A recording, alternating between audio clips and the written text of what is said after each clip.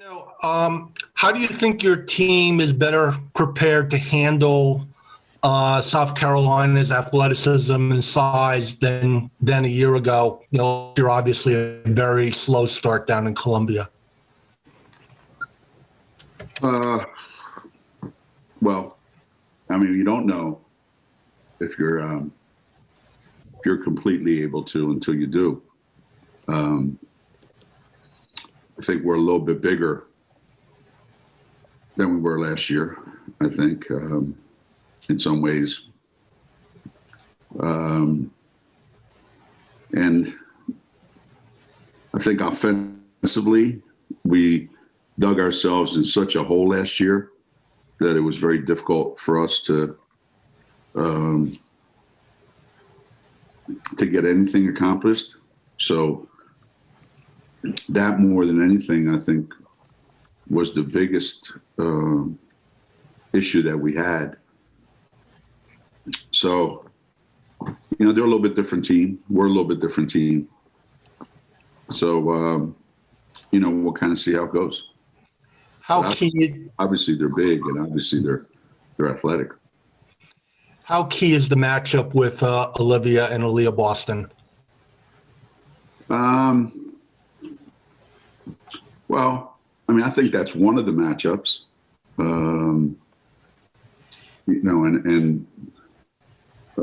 think Aaliyah Boston does a lot of things for them, both offensively and defensively. And Liv's got to do a lot for us, both offensively and defensively. But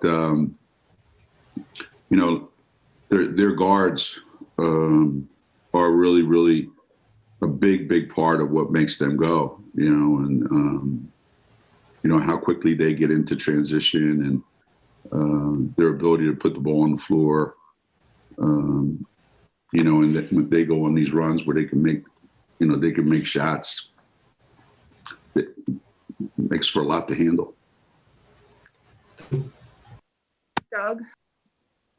Geno, just regarding your freshmen, big game like this, obviously a little different with no fans in the stands, but just how do you kind of keep them composed and, not trying to go too fast and get too amped up in a big game like this?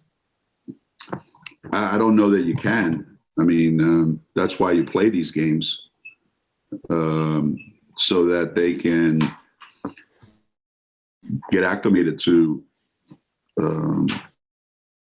how these games go. Maybe the Arkansas game and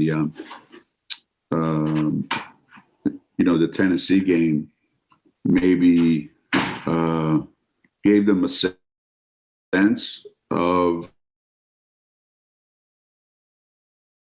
some of the things that I think you just have to play in these games. And the more times you play in them, the more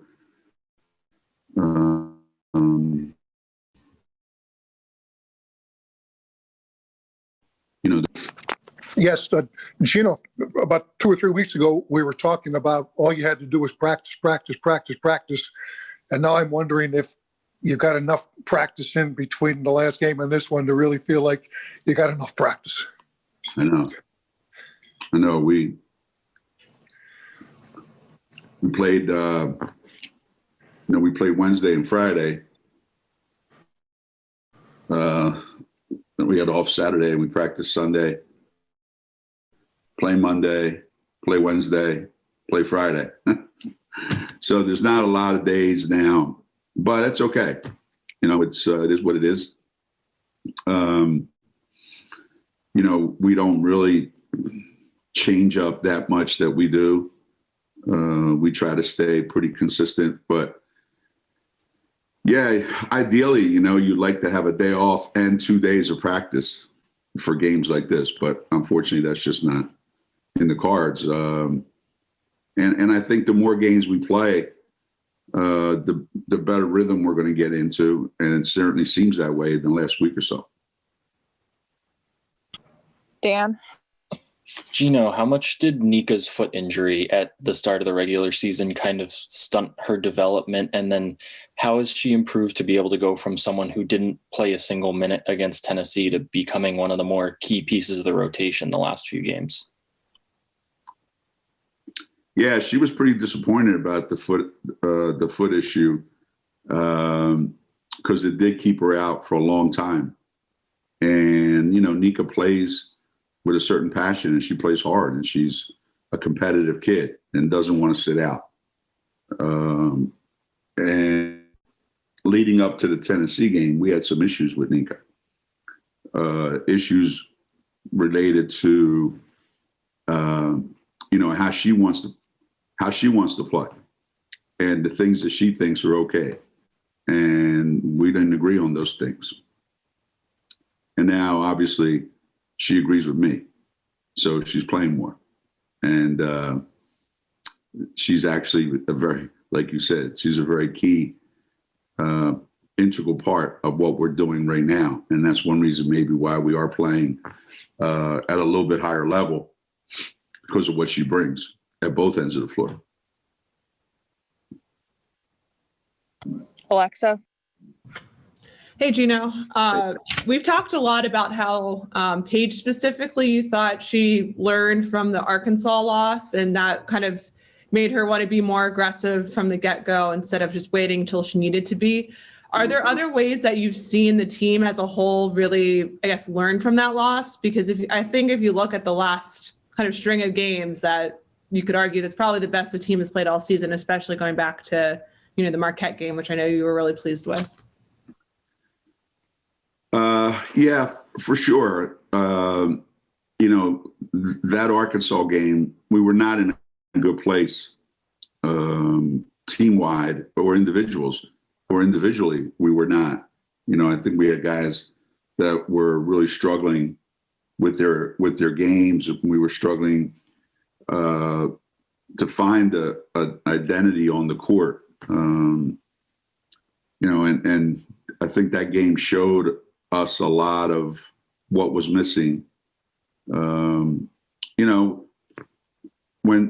you can't underestimate this enough. You need a bunch of games, 2-3 games a week for a stretch of time to feel like you're in game mode. I don't care how much you practice. And we weren't, and we didn't know how to, dig down deep and get stops. And then when we did and took the lead, we just allowed things to happen to us that, not being in those situations, we just didn't handle very well. And since then, I think there's been a different approach by certain individuals on the team, and there's been a different approach by the team as a whole. And it does show up in these games that we've played, and hopefully it'll continue to. Dom. Hey, Geno. What kind of impact can it have, particularly short-term, on your team to have freshmen get this type of experience at this point? I mean, I imagine within a couple of weeks, a few of these games, they're not going to be playing like freshmen anymore. What type of impact can that have to have freshmen get this type of battle-tested experience this early? Yeah, we had hoped that this would happen back in November and then continue to happen in December and January. And unfortunately, it didn't happen. But we only have until March 1st, and then the regular season's over. So I just talked to the freshmen about this, actually the whole team, that they've been here on the court now, September, October, November, December, January. They've been on the court now 5 months with a couple breaks here and there for whatever reason. So they shouldn't think of themselves as freshmen mentally, but unfortunately they haven't been in enough games to to be considered anything other than that. And, they have a lot of experience practicing, but they don't have a lot of experience playing games. So games like tomorrow night are huge for them, regardless. If we win and play great, it's a huge confidence builder for them, knowing that they can do that. If we play great and don't win, that's still something that they can build on. So the big games are coming up in March, and this is kind of a preview of what those games may be like. Doug Feinberg. Hey, Coach. Good to see you. Hey, I got two for you. First off, what do you like tonight? what I like tonight. I got to go with the Kansas City Chiefs. Okay. Because we have a personal rooting interest. The defensive coordinator, Steve Spagnuolo, is a good friend of ours from UConn. Second question, the NCAA obviously announced the other day that the whole tournament's going to be in the San Antonio area. I asked them if they were going to reward the top seeds potentially playing all their games at the Alamo Dome. I know you played there many years ago, and it's definitely a different environment with the backgrounds and playing in a dome. Would that be something that you'd support potentially if you're the 1 or the 2 overall to play all your games there to sort of get used to that dome-ish atmosphere as opposed to having to go somewhere else, or does it not really matter? I don't know. That's a long way away for who's seeded what. I think you just got to roll the dice and say wherever you got to play, that's where you got to play. From what I understand, the final 8 are in the Alamo Dome, correct? Sweet 16 on is there. Sweet 16 on. So, if you're fortunate enough to get there, then you're going to play enough games in the Alamo Dome to know what it feels like. But before that, I think, wherever you play, you play.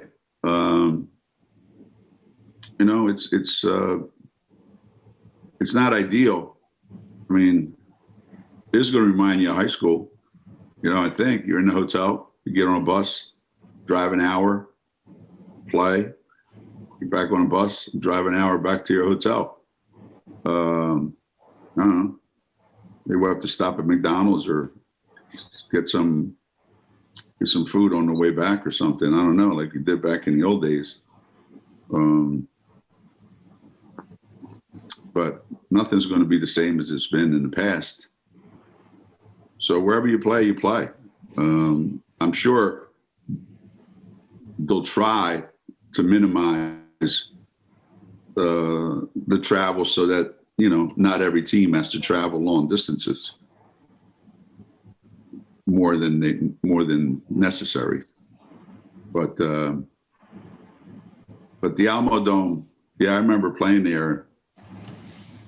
And I think that was the first dome game ever. I want to say, right? 2002. Yeah. It's the last time we didn't make a 3, I think, in a game. 2002. That team. The 2 lousy guards, Sue and Deedon, couldn't hit the side of the barn.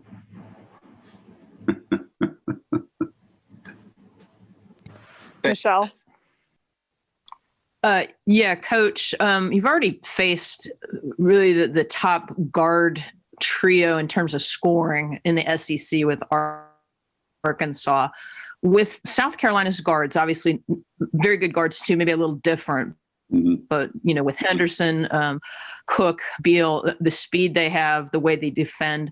Can you just talk about what it's like facing those guards and maybe what facing some of the other good guards you face this year does to help, prepare for that? Yeah. Nika and Paige obviously have not been in this situation enough times. So this is a real difficult matchup for them. And Kristen has been in this situation in the past. So she's going to have to really step up defensively and as much as she can, given where she is health wise. So I think it's a huge challenge, just like the Arkansas guards were. And we're going to have to do better, obviously, than we did in the Arkansas game. We didn't do a very good job of defending them either off the dribble going to the basket or from the 3-point line. So we have to do a better job, at least one of those things tomorrow night if we want to have a chance to win. And then you throw in the fact that they've got, a terrific inside game. So this is probably the biggest test that our defense will face, all season long up to this point.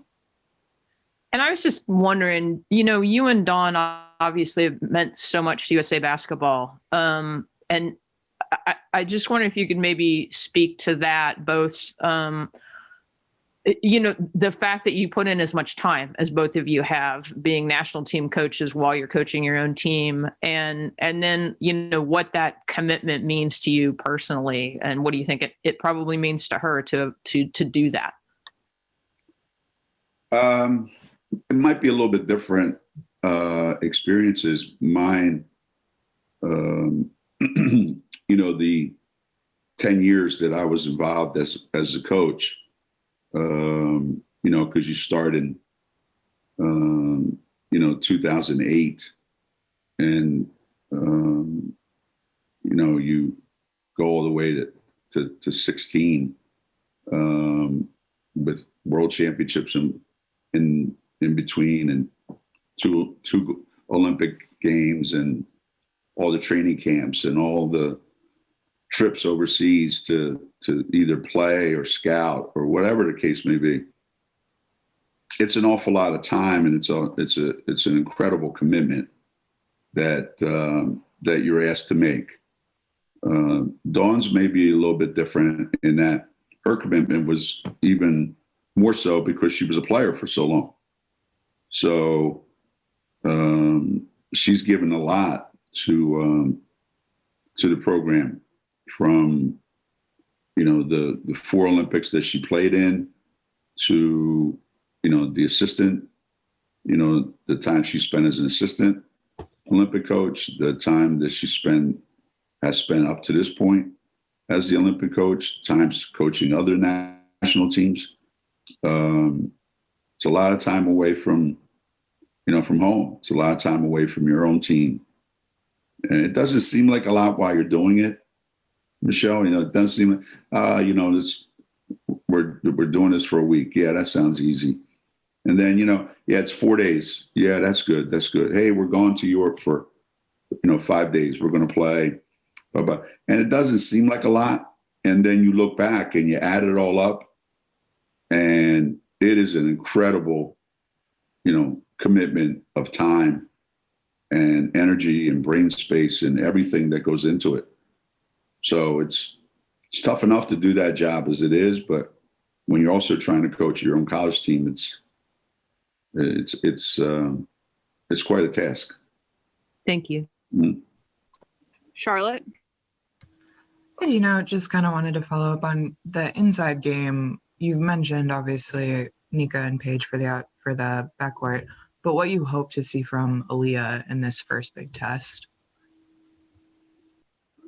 Well, I don't think it's just one person. Aaliyah's going to have to kind of keep our offense flowing. We use her a lot to facilitate in our offense, and I think she's done a great job of that. One of her best games was probably the other night with Marquette. She's getting more and more comfortable shooting the ball, facing up, on the perimeter. Liv's got to stay out of foul trouble because we're certainly going to need her, and provide some of that experience that we need. because Liv and some of the other guys don't have it. I mean, Aaliyah and some of the other guys don't have it. So it's a lot. It's a lot for Liv, but she's ready for it. I think this is a good time for her. I think she's in a pretty good place right now. Her game is in a really good place at this point. Dan Connolly. Geno, how much time, just using Olivia and against Aaliyah Boston as an example, how much time do you and the coaches spend working with players on preparation for specific matchups before games like this, like breaking down like Aaliyah Boston's game and working on those type of things leading up to this? You have to be careful. Obviously, you have to spend time going over it. You have to spend time how we're going to defend, how we're going to try to attack. What do we think is going to work? What do we think works for them? But at the same time, you're not going to change much of what you do. You don't go into any particular game and say, we're going to do everything different this game. We're going to still play the way we've played and, let the chips fall where they may. Aaliyah Boston's a really good player and Liv's a good player. And hopefully between Aaliyah Edwards and Liv, we've got, two kids that hopefully can help us hold our own in there. Alexa. Geno, do you have any update on Aubrey, if she's been practicing, if you expect her to play tomorrow? I guess you said Aaliyah is okay. You made it sound like she's fine after what happened on Friday. And then is Avina dealing with anything? You kind of mentioned her health. Is that just like the nagging knee stuff from? Yeah. They're all banged up a little bit. Paige is still struggling with the ankle that she hurt in the Tennessee game. Nika's ankle is not 100%. E's knees are not 100%.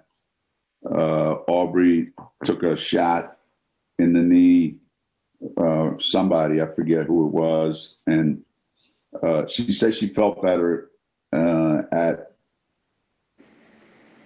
Marquette, but I didn't want to rush it back. So there's a little bit of everything, and then Kristen had a little bit of a sprained ankle, so she missed the St. John's game. So there's been a lot of nagging things. They're still there. They're not going away. But this time of the year, that's pretty much everybody. Everybody in college basketball is probably, lamenting about the same things. Vicky. Hey, Geno, I was wondering, you complimented Liv a lot the other night against Marquette. What did you like the best about the way she played that game? Was it just her doing a little bit of everything, defensively, passing? What did you like the best about the way she played Friday? I thought that was a pretty good description. I liked everything. She did a little bit of everything. She made good decisions with the ball. And after an initial spurt, I thought her rebounding and her defense were great. So between the defense she played, the rebounding part of it, and the decision-making with the ball in her hands and her 7 assists, I thought it was one of her best games, of the season.